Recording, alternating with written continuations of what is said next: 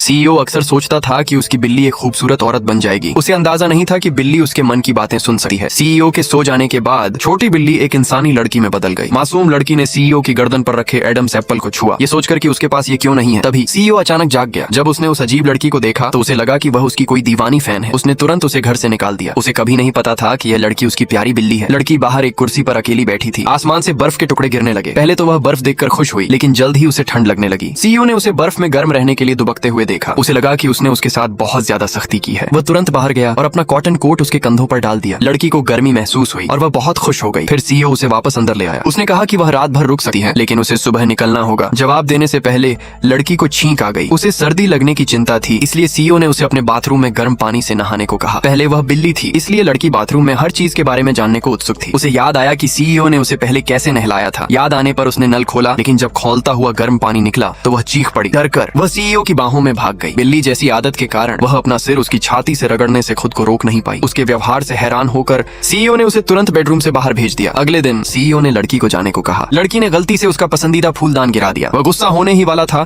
कि वह लगभग गिर ही गई। वह जल्दी से आगे बढ़ा और उसे थाम लिया। उसे इतनी अनाड़ी लड़की को अकेले जाने देना अजीब लगा। वह उसे अपनी कंपनी में ले गया और उसे कहा कि वह उसके पास ही रहे। सीईओ को उम्मीद नहीं थी कि आगे क्या होगा। सेक्रेटरी के सिर पर पंख वाला हेयर पिन देखकर लड़की उसकी ओर झपटी। डरी हुई सेक्रेटरी उससे बचने के लिए इधर उधर भागी। लड़की सेक्रेटरी का पीछा करती रही। आखिरकार उसने पंख वाला हेयर पिन पकड़ लिया। गुस्से में सेक्रेटरी ऑफिस से चली गई। सीईओ को लड़की बहुत प्यारी लगी और धीरे धीरे उसे उससे लगाव हो गया। उस दिन के बाद से उसने उसे जाने के लिए नहीं कहा। इसके बजाय वह उसे रोज अपने साथ काम पर ले गया। लड़की को उसके ऑफिस का फिश टैंक बहुत पसंद था। उसने अंदर मछली पकड़ने के लिए हाथ बढ़ाया और सीईओ ने उसे तुरंत रोक दिया। उसने उसे चेतावनी दी कि तब से वह फिश टैंक से दूर रहे। लड़की ने कहा कि वह बोर हो रही है। उसने उसे लिखने की प्रैक्टिस करने के लिए कहा, लेकिन उसे पता चला कि वह बिल्कुल भी लिख नहीं सकती। सीईओ ने उसे खुद लिखना सिखाने का फैसला किया। उसने लड़की से उसका नाम पूछा। वह यह देखकर हैरान रह गया कि उसका नाम बिल्कुल उसकी बिल्ली जैसा था। उसी समय उसका असिस्टेंट एक नए साइन किए गए मेल सेलिब्रिटी के साथ अंदर आया। यह सेलिब्रिटी लड़की का पहला मालिक निकला। लड़की उसके करीब जाने से खुद को रोक नहीं पाई। सीईओ ने बीच में आकर उसे रोक दिया। उसने झूठ बोला और कहा कि लड़की उसकी मंगेतर है और सेलिब्रिटी से दूरी बनाए रखने को कहा। सेलिब्रिटी मान गया